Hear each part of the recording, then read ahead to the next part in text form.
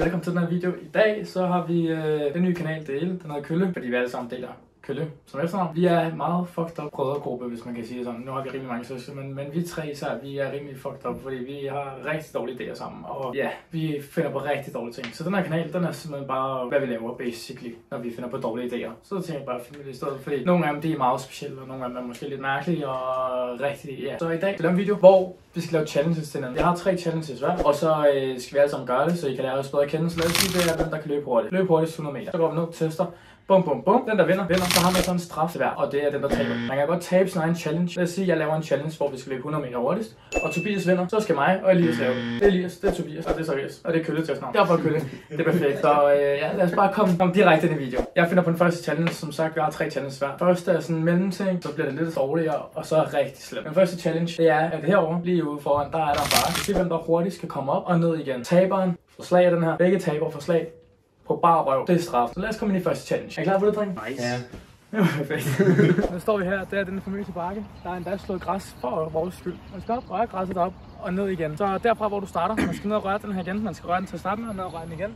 Den kommer til at ligge der. Jeg ved ikke, om I kan se det faktisk. Lad os bare lægge den her. Det kan man nok se, men der er sådan en tøffel. Og så som sagt, taberen får det, vi løber en af gangen, og så er det der tager tid. 3, 2, 1, nu! Han løber! Fuck, det er hårdt. Så var det hjertet. Og så var det igen.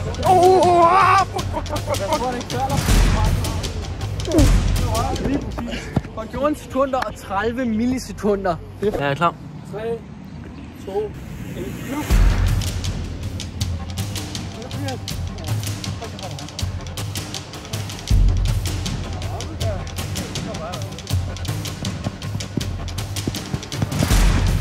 Du glemte noget, du skulle røre græsset op. Så rører græsset. Du rører heller. Nej, du rører det ikke. Fuck mig. Stor en kort. Ja, så fik 12. Ja tak, mand. Let's go. Jeg har tabt, du siger nu. 3, 2, 1, nu! Ui! 33 skal du.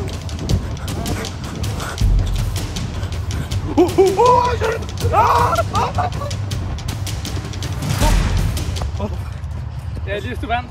Vandt jeg? Elias han fik 12 sekunder. Så Elias fik 12, og 33 fik 14. Mand. Hvorfor troede jeg kunne vinde den her, seriøst? Fuck.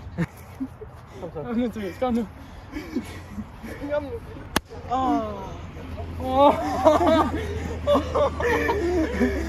Fuck, mand. Fuck. Shit. Det var med min lyd. Okay, det var ikke så slemt, det var virkelig dårligt, Elias. Ja, jeg var faktisk dårlig. Shit. Nå, videre til næste challenge. Næste udfordring, det er, at der er sådan en bar herovre, hvor der er hvem der kan holde sig op i længere tid på den bar, vinder. Og straffen, det er så med slik på en sten. Ja, hvor lang tid, hvor meget skal du slikke på sten? Det er også sådan her. Sådan her, som jeg slikker stenen. Okay. Hvad du taber til? Nu er vi ved den her overlægger, eller den her bar, eller hvad fanden man vil kalde det, overlægger. Vi er vi hænger os på den her overlægger på samme tid, og den, der giver slip sidst, har så vundet. Eller hvis man rører jorden, så er det også. Ja, hvis du rører jorden. 3, 2, 1, nu! Jeg har mærket med det samme. Fuck. Jeg har jo kun fingre. Ja, det gør jeg også.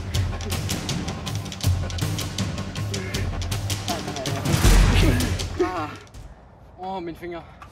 Okay, seriøst.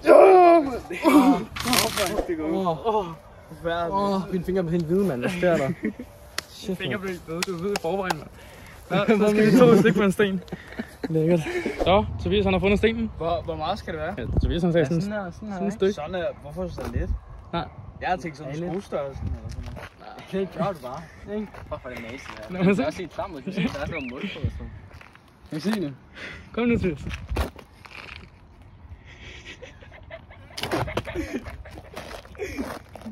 Det smager bare ikke så meget, jeg prøver det igen. Prøver du igen?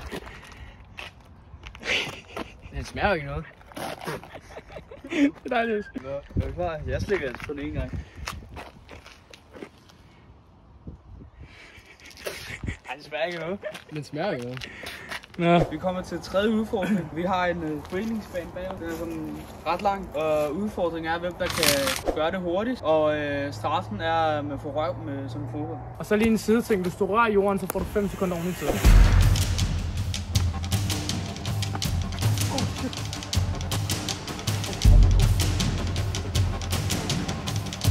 Oh my lordy.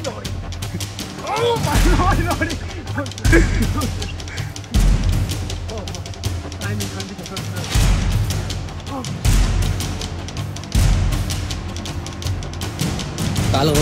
25 sekunder, chat. Eller dutters, eller veninder. Lad os se, om man klarer det. Lad os se, om man klarer det.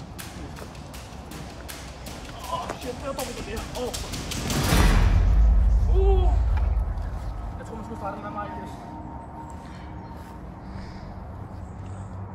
Han nærmer sig. Der er allerede gået 48 sekunder.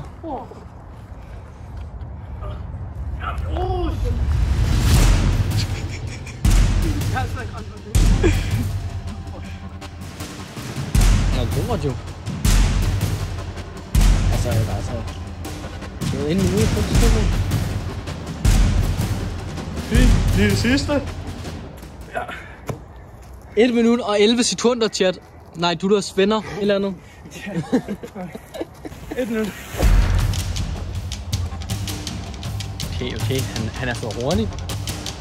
Hvad fuck? Ej, han er hurtig, Brutus. Han er hurtig. Kun 25 sekunder allerede. Shit, mand. Han er så hurtig.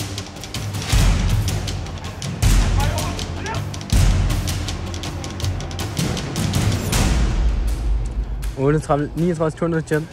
Brutus. Ui. Slår han Zacharias. Jeg har slet ikke filmet, Elias. Ej, har du ikke filmet? Nej, kom nu. Så lad os lige gøre det om. Ej, det er seriøst. Nej, bare kom. Eller vil du hellere tage? Kom nu, Elias, kom nu. 1 minut og 7 sekunder. Oh my god, han slog mig, selvom jeg stopper. Fuck, hvor er det dårligt, mand. 1 minut og 7 sekunder, mand. Ui. Okay. Ui. Han er hurtig.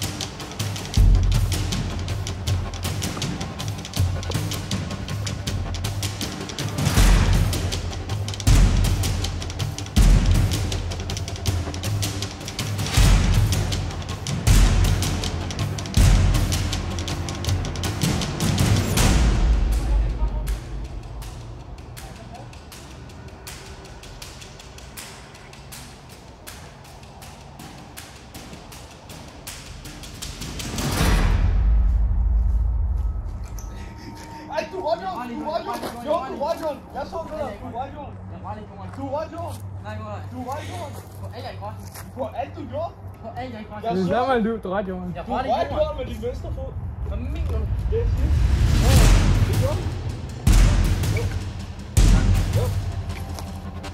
Ja. Jeg var den ikke. 1 minut. Jo, lige der han kider der foran jorden. Jeg var sådan her på jorden. Jeg er stadig på den. Du var Nå, det var Tobias, der endte med at vinde. Tobias vandt 1 minut og 5. Jeg fik 1 minut og 7. Sanger fik 1 minut og 11. Så Tobias får lov til at skyde på os. Han får 2 skud bare lige, så... Er I klar, chat?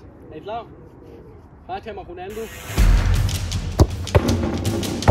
det var fandme dårligt. Det var fandme dårligt. Jeg har den nu. Rolig nu, ikke? Jeg har den nu.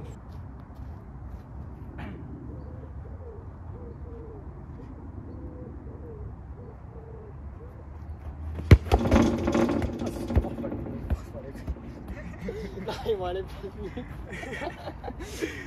Nå.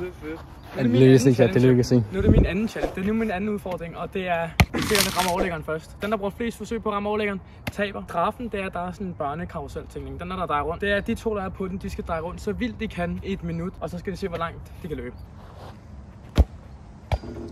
Det var 1. Det var 2. Jeg kæft, det er dårligt, mand. Ej, det er faktisk ikke dårligt. Det er virkelig elendigt. Fandme ringe. Ej, det er pinligt, hvis du ikke rammer nu. 3 på tysk. Det er voldt lang tid siden, jeg har spillet bold. Hvad fanden hedder det på fransk? Drus. Dress. Hvad? Det er spændende. Same shit, ikke? Ja, det er en. Kom så, lad os se. Du er for højt. Kæft, det er dårligt. Nej, hvor er du dårlig. Altså, jeg rammer den på første forsøg. Den er allerede... Det var 4, ikke? Altså... Ej, det var 5. Det var 5. Ej, det var vist nok uheldigt. Nu rykker han tættere på, gør han ikke? Nej.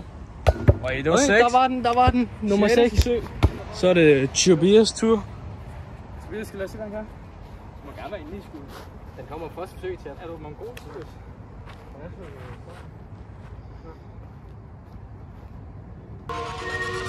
Kommer først flyveskat. Retter den!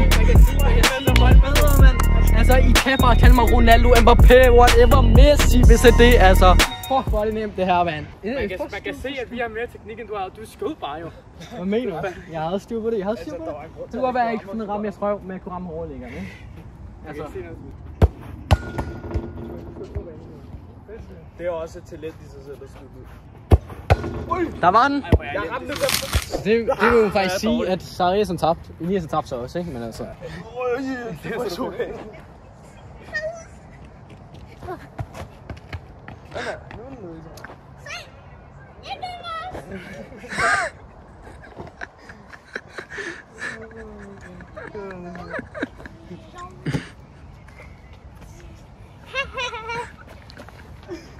Jeg skal lige være op.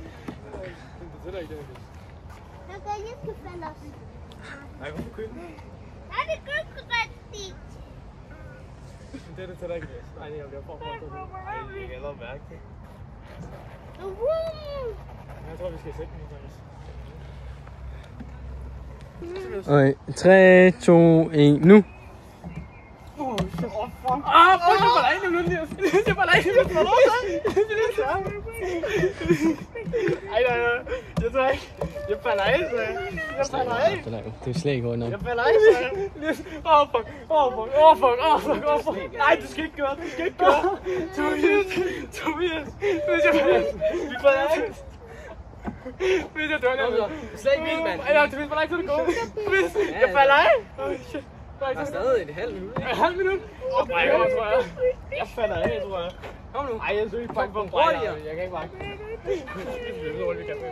Åh, fuck. Så er det rigtigt, vi skal løbe. Hvor lang tid er du er? 20 sekunder. Kom nu. Ej, du slænger mig. Øj, fuck, du er ved at kigge omkring. Prøv at kigge dig omkring. Nej, prøv at kigge på os. Du flyver meget højt. Hold da, seriøst. Altså, hvor lang tid er det gået, Tobias. Nu er der ikke. Den ringer nu, Den ringer nu, ja. Så stop. Ej, det er brænder over fingeren. Så skal vi ud og løbe. Så løb. Det er mig, Elias. Ja? Jeg løber vi. Jeg kan da løbe. Vi ses. Ja, Elias, jeg tror, det er vand. Som lå til min anden udfordring, og den udfordring det er, hvem der får den her bold med nettet heroppe, basketballnettet. Taber sig her i nakkeslag. Ej, det er jo held. Det var nærmest held. Det var selv. Altså. Kan lige få følge træk igen? Ja.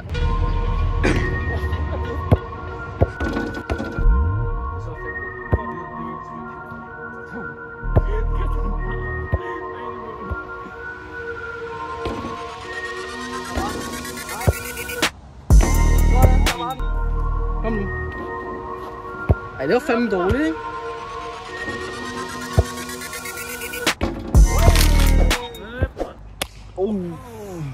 Køren. Var det dejligt?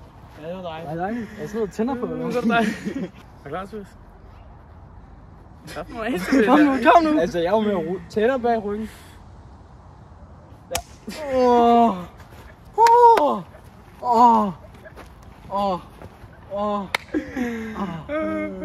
er det fedt.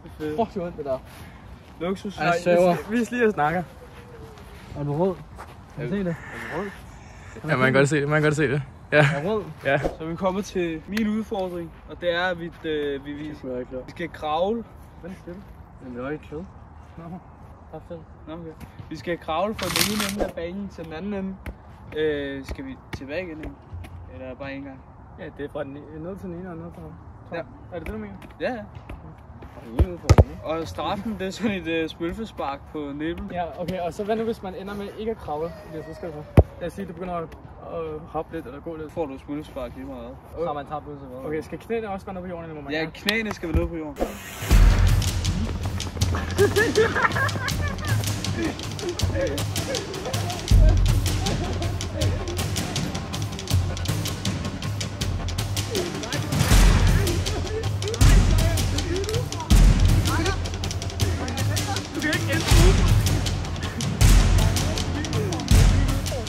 Jeg sagde, at vi skulle bare derned. Min knæ, mand. Fuck, det gør ondt. Ja, Elias, du skal lige se det under. Jamen, jeg har vundet. Det er ikke provocerende. Jamen, du så skal sige det. Jeg har vundet. Lad være at holde min hånd. Det er nøjeren, det er nøjeren. Jeg kan ikke. Kom lige her. Nej, ikke træk tiden så meget. Please. Luk øjnene til det. Jeg kan ikke. Det er nøjeren. Det er fucking nøjeren. Du holder jo for din hånd. Jeg kan jo Nej, ikke se, nej, hvad jeg nej. laver. Lad være med at tage din hånd foran. Jeg er lige nødt til at sigte jo. Fjern nu din hånd, Tobias. Hænderne bag ryggen. Jeg skal nok holde trøjen op. Nej. Det går jo godt. Det går ikke ondt, det der. Nej. Det var fandme et svætten. Ja, så er mig. Ej, jeg ramte ikke engang. Jeg ramte jo ikke engang. Ja, det er så for dig. Okay, du får en til. Kom. Jeg er sød af. Nå, vi er nået hen til min sidste, hårdeste straffen til den, det er, at de 2 tabere skal hoppe i vandet. Den må vi finde ud af det på, det er, at vi laver random number generator. Elias er 1, jeg er 2, du er 3. Og taberen skal hoppe i vandet, vi gør det til sidste video, så vi lige kan lave de 2 andre udfordringer. Hej Siri, sig et tal fra 1 til 3. 1, Det så var mig. Elias han skal i vandet. Hej Siri, sig et tal fra 1 til 3. Og det var 3. Så det er Tobias og Elias, der skal i vandet. Og jeg skal ikke fucking i vandet, hvor det er vigtigt. Man. Fuck det her, det er så er vi nået til min sidste udfordring, og det er... Var det højt? Det er da klar. Du ramte godt der. Min sidste udfordring, det er, at vi laver random number igen, om hvem der skal hoppe ind i en bus. Og det er 1, 2, 3. Seriøst for 1. Du er 2. Jeg var 3. Yes, sir. Hey Siri, sig et tal mellem 1 og 3. Det var 3. Det var mig. Du skal lige vise det, ikke? Du skal lige vise dig, ikke? Ja, det var dig. Jeg håber virkelig, det bliver dig, seriøst. Hey Siri, sig et tal mellem 1 og 3. Ja, tak! Det var 1. Og det var jeg. Kom nu lidt, mand. Kom nu lidt, Røjs. Kom nu lidt. Nu. Alice. Fuck. Jeg prøver lige at komme. Okay. Kan du ikke lige hjælpe mig så? Nej. Ej, jeg er ikke klar. Det er sådan noget, det gider man bare ikke, det her. Jamen, det er det faktisk bare. Jeg sidder ikke. Det er faktisk ikke noget, man gider. Jeg har også fået vabler på fødderne, kan du se? Kæft for det dumt. Fuck for det dumt. Har du noget at sige? Jamen, jeg gider ikke. Har du noget at sige det? Morning challenge på med dig. Det er faktisk virkelig irriterende. Nå, er I klar? Vi skal også... Ej, er der dybt nok? Ja, I kan sagtens hoppe i. Der er masser af dybt, kom. Jeg siger, vi tager ned for 10 eller sådan noget. Jeg sender for 5, okay? Jeg sender for 5, okay? 5, 4, Nej, men jeg kan faktisk overhovedet ikke magte det her. Jeg gider ikke. Hallo, kom. Jeg gider Det ikke. er ikke så det armbånd. Ja. Så lige så armbånd. Hvad er fedt, skal jeg gøre? Ej, du ser sgu, I ligner nogle strandløber, kom. Og jeg er vablet på fødderne. Ja, bare så sender for 5, okay? 5, 4. Ej, jeg gider ikke. Hallo, kom. Hallo, I skal.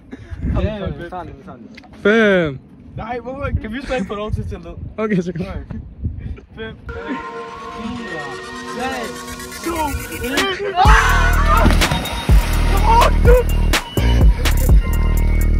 Hold kæft, der er ikke rigtig dybt, jo. Jeg var virkelig afvejlet.